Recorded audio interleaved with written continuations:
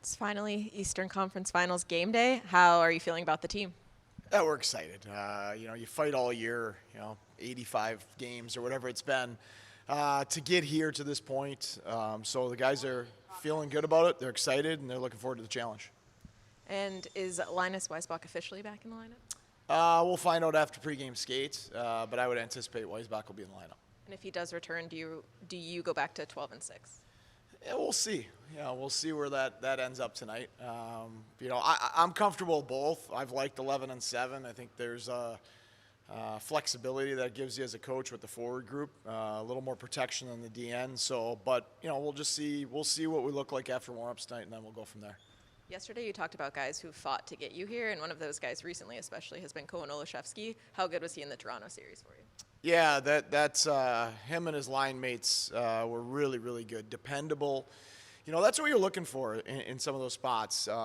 Honest minutes, winning faceoffs, penalty killing, hard to play against, contributed some offense as well, obviously. So Cohen's improvement this year has been really, really impressive. And obviously to get Brendan Warren back from injury, the speed and the physicality that he adds to our lineup was great to get him back as well. In the last 10 games have been high scoring for your team. Do you expect that to be the case for the Hershey series?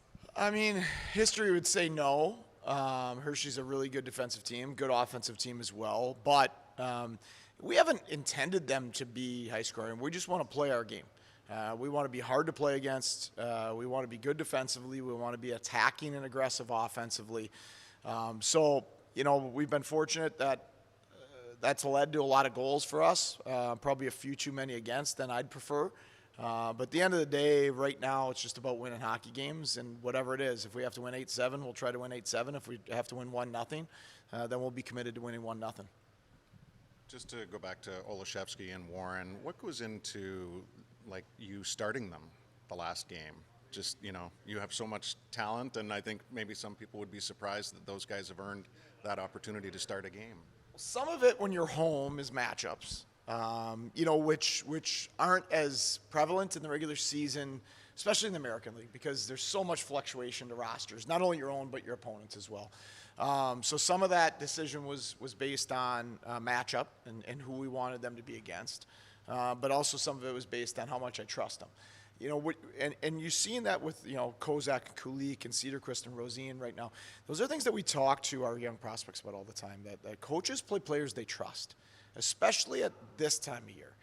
It's not about how talented you are. The feeling you get when you call a person's name and having a good understanding of what that player is going to give you for the next 40, 45 seconds.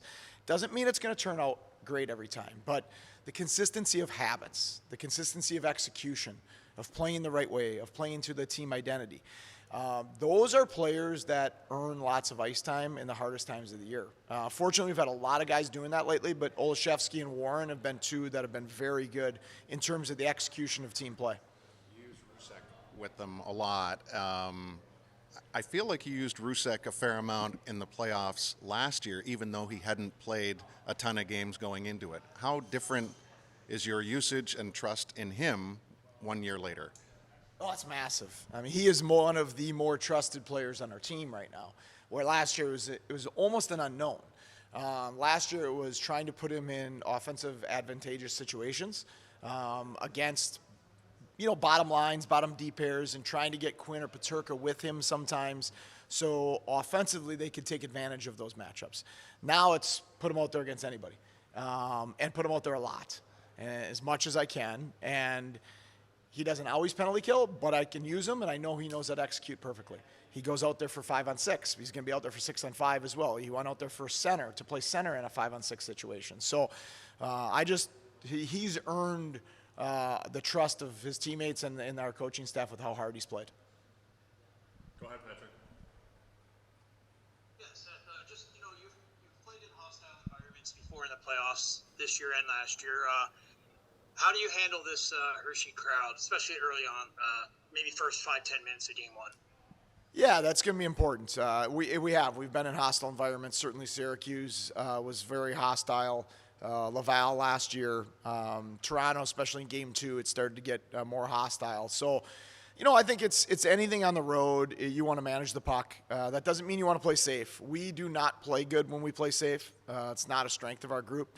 So it doesn't mean we want to play safe, but you certainly want to manage the puck. You want to make good puck decisions. You want to keep the crowd out of it. When we're at home, you want to bring your crowd into the fight with you.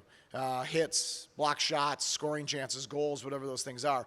You're on the road, you want to prevent those things and keep the crowd quiet. Well, you do that with good team defense, by managing the puck, by not giving them any easy offense. Go ahead, John. I just wanted to ask you about Mason Yobst. You said that he kind of had to learn and grow into that first-line center role. What does it take to succeed at this level in that role, and how has his play kind of been a catalyst for you guys this postseason? Yeah, I don't think we can say enough good things about Mason Yobst and what he's meant to this group. But we felt this way about him last year. It just didn't come to fruition. Opportunity, injuries, and then we had to make a trade to get a defensive depth. So, but we signed him for a reason 2 years ago. We believe that this existed in him. Some of it was opportunity, but some of it was also growing his game and maturing his game and then proving to himself as well that he can do this at this level. So that young man, and he and I have talked about this, the work he puts in. We talk about how much the prospects work and the shooting room and the weight room and extra ice and things like that.